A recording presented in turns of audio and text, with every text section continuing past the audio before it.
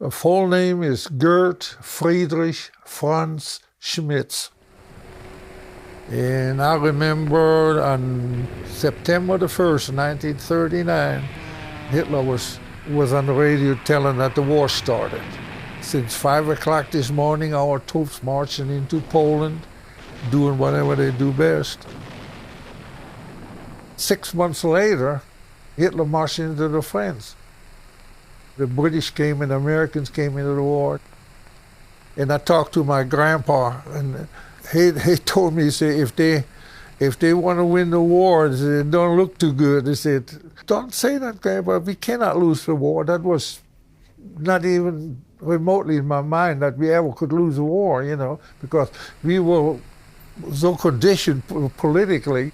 Hitler controlled the newspapers, they controlled the radio, and Goebbels, the propaganda minister, he controlled everything else. And we listened to the news, and they told us all about going on in the Western Front and how successful they are and all that. And then we walked outside and we heard the guns. And you say, well, that is too close from what they tell us where they're supposed to be.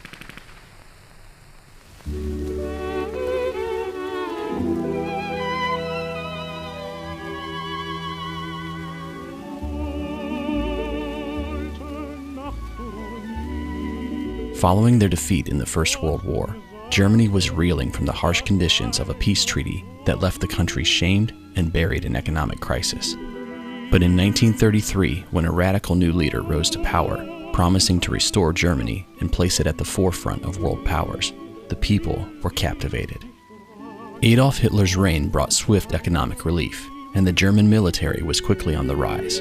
But his radical political party enforced totalitarianism over the government and the public, making Nazism synonymous with the German way of life. They had everything organized. You couldn't get lost or fall through the cracks. You know, there were no cracks. You were part of it if you liked it or not. I got drafted into the Hitler Youth when I was 10 years old. And they gave us a uniform and all that, you know. Like thousands of other German boys, Gert Schmitz was swept up in the Hitler Youth. But the draft was not without its benefits. Upon graduation, Gert was offered the opportunity to fly with the Luftwaffe. They said, do you want to go to a jet pilot training school? We have one in Fulda, Germany. And you go over there and you start training for flying Messerschmitt 262 jets. He says, shoot, yeah. But before he would reach the airfield, the Allied bombing campaign would reach it first. And when I got up there, the hangars were bombed, the runways were bombed, the airplanes were bombed. And there was nothing left for us to do. And they said, well, we'll temporarily assign you to a paratrooper outfit and send you to the Western Front. So we got on the train that afternoon. We ended up in Pasewalk. We talked to the people, the local people there. They heard on the news that the Russians had just come from the south, from the east and south, and cut off that air base where we were. And that was bad news. Gert may have escaped capture by the Russians, but now he was headed to the Western Front, where the British and Americans were on the advance, and the German army was in disarray. That was chaos. The whole German armed forces was in total chaos. We didn't know where they were. I don't know where the headquarters were. You didn't know where the real front was or anything. You know, you're so busy surviving and fighting. We either won here or we lost over there and then go to the next. We don't know the overall picture. We have no idea what happened. And then we finally marched into Holland. The street was open between the town and the woods where that forest where we were supposed to go into. And it was kind of exposed, you know, and the Allies always flew 8 fighter planes roaming in the sky. They had total sky superiority. And we had to get across that open space, and those guys were flying around there saying, if we go in the column over there, they're serious and they're going to mow us down. So, but if you go one guy every 100 feet, they may not even pay attention to us. So it came my time to go across, and the guy paid attention to me. And they came and started shooting at me, and I went into that deep ditch. And as soon as they went past me, I got out and run down toward the woods, and when they came the other way, I jumped back in the ditch. And finally got wise. Instead of going across, they came down alongside the ditch and just unloaded. Bullets flying behind me and in front of me. I mean, there was bullets flying which way. So he got up and I ran, and I didn't go back in the ditch. I went all the way into the woods. Yeah, that was kind of nasty. But I hate Mustangs to this day.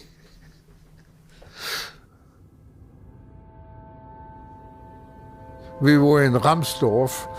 That was my buddy and I. We were up at one end of town, and we had a bazooka. The tank came down the street, and they started shooting. And we run behind those big logs there, you know, and they couldn't hit us there. He pulled that trigger, and when he hit, it said, woof. He got that warhead right between the tracks in the body. And he just blew the hell out of the inside, and nothing moved anymore after that. There was another tank that was up the street, and we standing in there kind of looking down the street, see what we could do. And he said, I'm going to go on the other side of the street, because it was curved a little bit, he could see better. He said, don't go over there, that tank is up there. And while I was in the middle in the street, that tank shot one round right between his legs.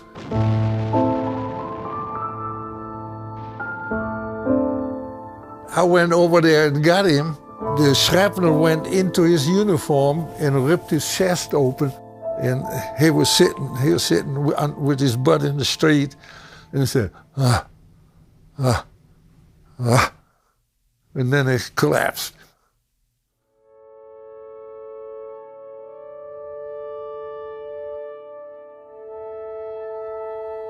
When we marched into Ramsdorf first earlier, the company commanders told us, they say, you go point to make sure everything is all right. Way later on, after we were supposed to move out, they said, man, we probably want to point again, you know, be the first one out there. And the company commander said, you're the rear guard. So they said, no, you don't want to be on the rear on the way out, you want to be front. But anyway, there was an open field, and they wanted to march into the woods.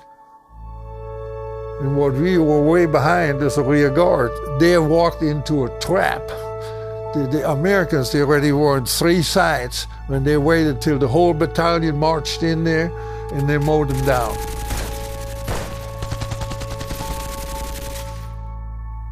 So the four of us, we went off to the right into the woods and disappeared in the woods. And that's how we ended up behind enemy lines.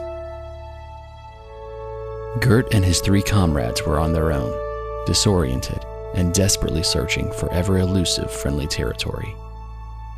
And then when we finally got into Dülmen, it was daylight, and there was a 6-foot fence, a chain-link fence. They said, well, that must be a park. Nobody is fighting in the park, so we're going to be pretty safe. So we got over and climbed over that 6-foot fence. GIs walking all over the place there. And they saw us, and they started shooting at us.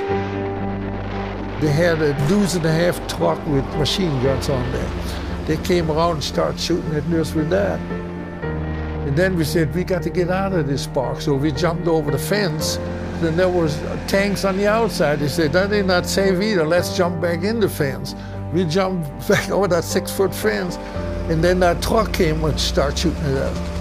We went back over the fence again and went in the other direction, and we saw a pine forest over there, and they said, let's get into that forest and get the heck out of here. And we crawled on our stomach, and we finally got into the woods, and they came after us. And they said, well, let's hide behind the trees till they go, and if they don't see us, they might go away. And they came, and I stood behind that tree. You know, we all stood behind each one of those trees. It was just big enough to hide us. And they said, what I'm gonna do, you know, if we can't run, they're gonna start shooting at us. And I finally, I put my hand out and waved, you know, say, hi. And they said, come on out, you know, hands up, hands up. And that's how we got captured.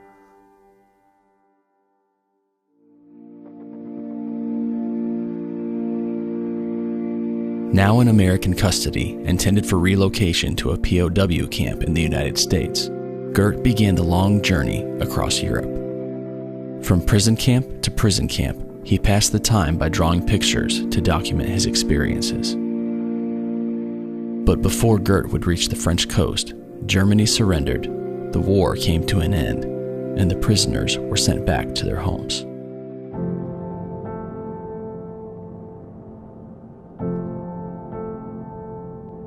The Germany Gert returned to was very different than he remembered.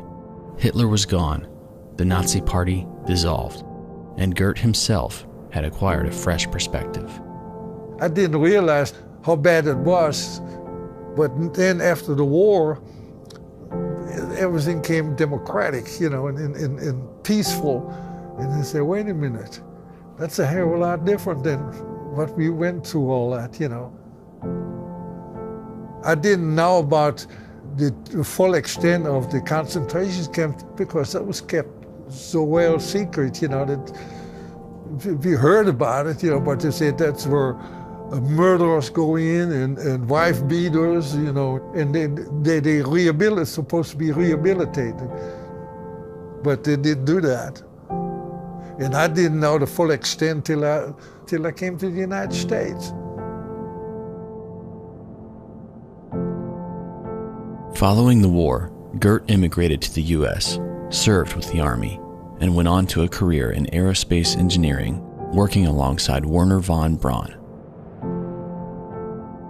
Gert served his country honorably in the Second World War, but like all of those who survived, regardless of what side, he hopes to one day live in a world free of violent conflict.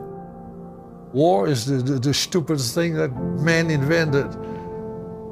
If you can't talk it out, if you cannot communicate, you start fighting. You have to do away with your problem. You have to annihilate your problem. But that is not a solution. Yeah, that just create more problems. Don't fight, talk it out. There got to be a solution. There is always a solution.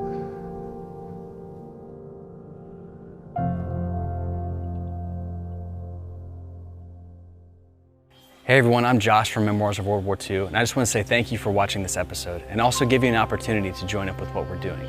We're dedicated to reaching as many veterans of the Second World War as we can, both here in the US and across the world, but we're running out of time. The youngest World War II veterans are in their 90s, and every day we're losing more and more of them.